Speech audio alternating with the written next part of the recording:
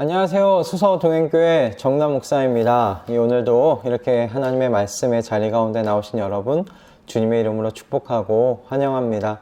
하나님께서 오늘도 우리에게 말씀의 자리로 인도해 주셨는데 귀한 말씀을 또 우리에게 주실 것을 우리가 함께 기대하며 나가길 소원합니다. 우리 함께 기도하면서요, 주님께서 오늘도 우리의 마음을 깨우시고 우리가 걸어가야 할 바른 길로 인도해 주실 것을 소원하며 함께 나가기를 원합니다. 기도하겠습니다. 하나님, 오늘도 주님의 말씀 앞에 저희를 서게 해 주셔서 감사합니다.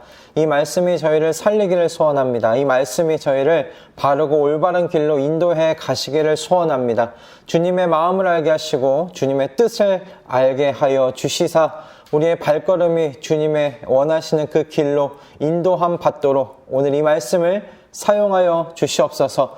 주님께서 그와 같이 우리 안에 계신 성령 하나님을 통하여 우리에게 이 말씀을 깨닫는 은혜 주실 것을 믿사오며 우리 주 예수 그리스도의 이름으로 기도드립니다. 아멘. 네, 오늘 우리가 함께 보게 되는 말씀은요, 레위기 12장 1절부터 8절의 말씀입니다.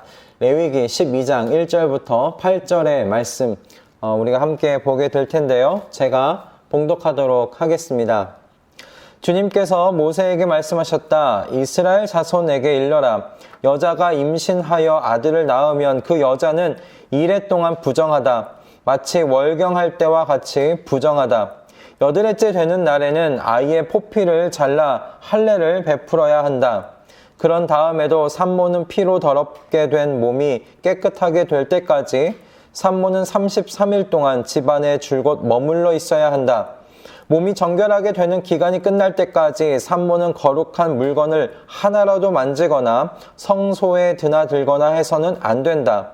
딸을 낳으면 그 여자는 2주일 동안 월경할 때와 같이 부정하다. 피로 더럽게 된 몸이 깨끗하게 될 때까지 산모는 66일 동안을 집안에 줄곧 머물러 있어야 한다. 아들을 낳았든지 딸을 낳았든지 몸이 정결하여지는 기간이 끝나면 산모는 번제로 바칠 1년 된 어린 양 한 마리와 속죄제로 바칠 집비둘기 새끼 한 마리나 산비둘기 한 마리를 회막 어기로 가져와서 제사장에게 바쳐야 한다. 제사장은 그것을 받아 주 앞에 바쳐 그 여자를 속죄하여 주어서 깨끗하게 하여야 한다. 그러면 그 여자는 피로 더럽게 된 몸이 깨끗하게 될 것이다. 이것이 바로 아들을 낳았든지 딸을 낳았든지 산모가 아이를 낳은 다음에 지켜야 할 규례이다. 그 여자가 양 한 마리를 바칠 형편이 못되면 산비둘기 2마리나 집비둘기 새끼 2마리를 가져다가 한 마리는 번제물로 한 마리는 속죄 제물로 바쳐도 된다. 그리하여 제사장이 그 산모의 죄를 속하여 주면 그 여자는 정결하게 될 것이다. 아멘. 네, 오늘 이 본문은 여인의 그 출산과 관련한 하나님의 말씀입니다. 오늘 말씀을 표면적으로 보면 성경이 여성을 남성보다 열등하다고 말하고 있다고 오해할 수도 좀 있는 부분이 오늘 본문에 있지요.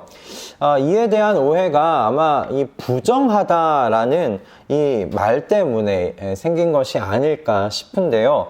성경에서 여러분 부정하다는 그 의미는 그 존재 자체의 어떤 상태를 의미하는 것이 아닙니다.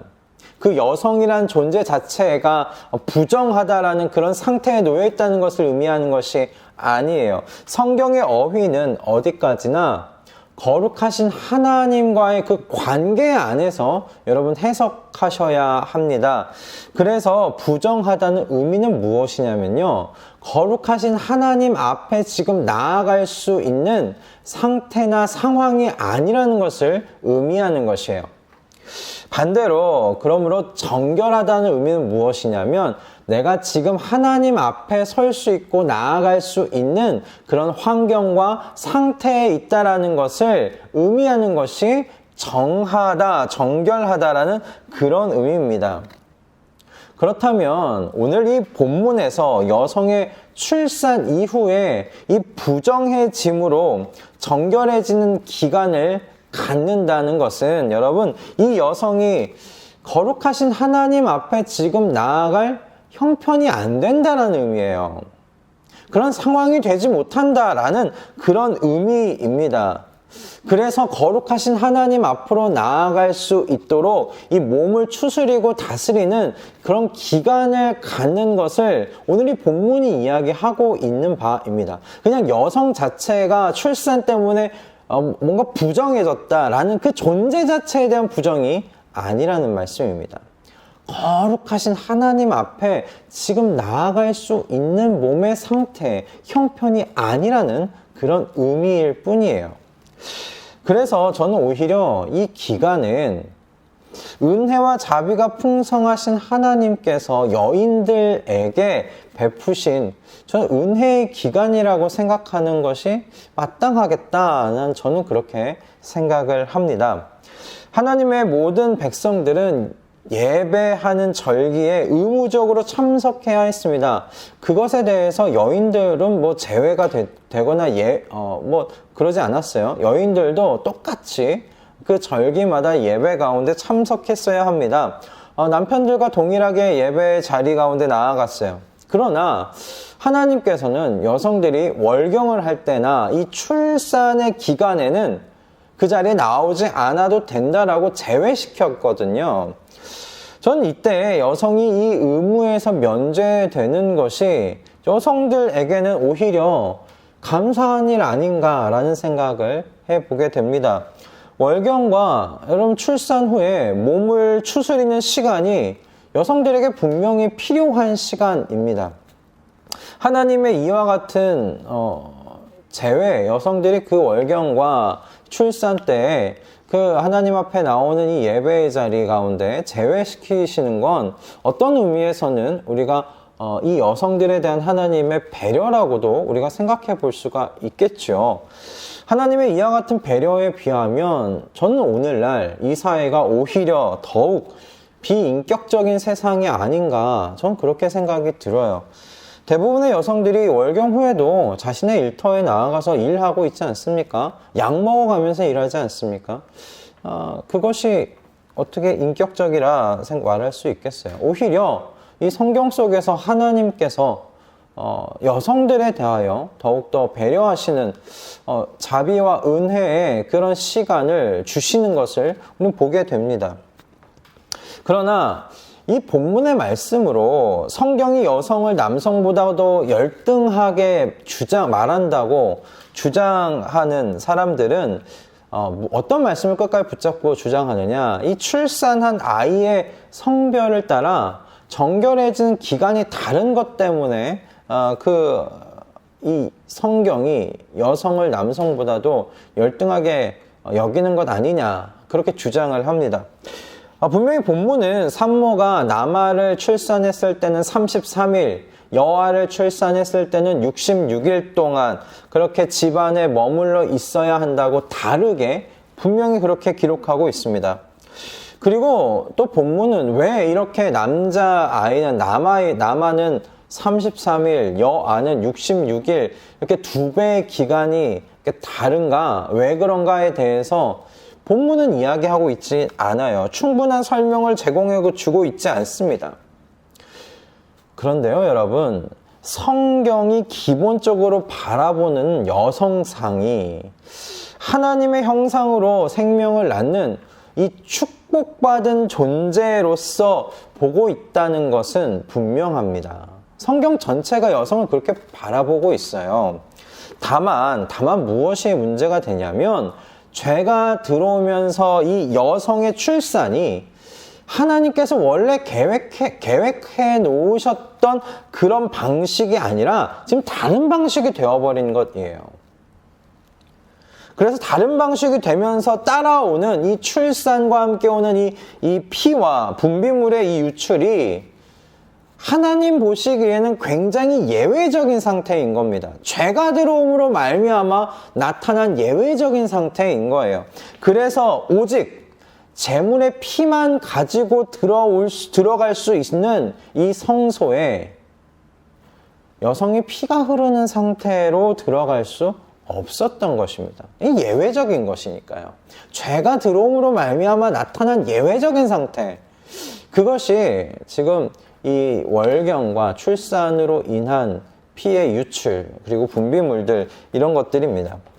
그러므로 오늘 본문은 사실 여성을 남성보다 열등한 존재다, 그렇게 이야기하고 있는 본문이 아닙니다.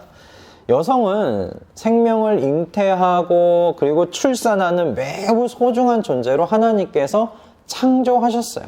지으셨어요. 생육하고 번성하여 땅에 충만하라는 이 말씀은요, 여성이 없이는 절대로 이루어질 수 없는 말씀입니다. 그래서 여아를 출산했을 경우 66일을 집안에 더 머무르게 하시는 이 말씀은 생명을 잉태하고 출산하여 생육하고 번성하라는, 땅에 충만하라는 이 하나님의 명령을 수행할 또 다른 여인이 태어났기 때문이다 라는 말씀으로 우리가 생각할 수 있겠어요. 또 다른 하나님의 이 말씀을 이룰 여인이 태어났기 때문에 남성에 비해 2배의 기간을 집에 더 머무르는 것이죠. 물론 이와 같이 본문에 대해서 생각하는 것, 이렇게 말씀드리는 것이 정말 이 본문에 대한 단 한 가지 해석이다 라고 말할 수는 없어요. 오늘 본문이 너무 많은 것이 열려 있기 때문에, 여러 가지 해석할 수 있는 길이 열려 있기 때문에 그렇습니다. 그러나 이 성경 전체를 볼 때 여성을 어떻게 하나님께서 바라보고 계시는지에 대한 이 맥락 속에서 이 본문을 이렇게 보면 저는 이렇게 66일 2배의 기간을 집에 머무르게 하시는 하나님의 의도가 이런 것이 아닐까라고 저는 충분히 이렇게 생각해 볼 수 있겠다 싶습니다. 그렇다면 이와 같은 이 본문의 여러분 내용이 오늘을 살아가는 저와 여러분에게 어떤 메시지를 주고 계시느냐라는 겁니다. 저는 오늘 이 본문은 하나님의 백성은 거룩하신 하나님 앞에 나아가기 위해 이 생명의 출생에서부터 그 정결의 싸움을 시작하는구나 라는 것, 정결의 싸움을 시작해야 한다라는 것에 대해서 오늘 이 본문이 말씀해주고 계시다라고 생각했습니다. 오늘의 이 본문의 핵심은 정결하게 되는 기간에 있는 것이 아니에요. 기간에 있는 것이 아니라 남아와 여아의 출산에 따른 정결케 되는 그 날수가 핵심이 아니라는 말씀입니다. 오늘 이 말씀의 핵심은 여러분 첫 번째로 하나님의 백성은 하나님으로부터 떨어져 살 수 없는 존재라는 것을 말해주고 있어요. 하나님의 백성은 하나님으로부터 떨어져 살 수 있는 존재가 아닙니다. 그것에 대해서 오늘 이 본문이 이야기를 해주고 있어요. 정결의 기간을 여러분 왜 가지는 겁니까? 출산하고 난 다음에 이 여인이 정결의 기간을 왜 가지는 거예요? 하나님께 사실 나올 그 날짜가 아닙니까? 66일, 여러분 카운트다운 하는 겁니다. 이제 65일 남았어. 하나님 앞에 나아갈 수 있는 날이 이제 60일 남았어. 59일 남았어. 열흘 남았어. 내일이면 내가 하나님 앞에 나아가 하나님의 임재 앞에 들어갈 수 있구나 라고 카운트다운 하는 시간이에요.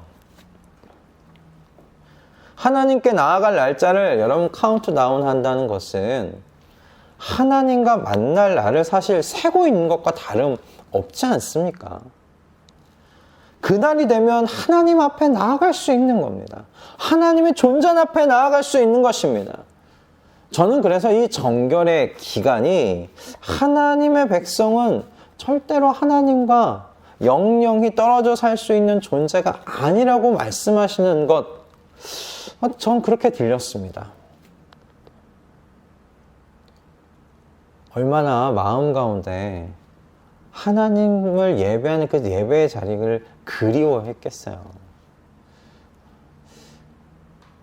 정상적인 하나님의 거룩하신 하나님을 알고 그분과 교제하는 삶을 살아왔던 그 여인이라면 이 33일, 66일 하나님께 돌아가기를 카운트다운하는 시간이에요.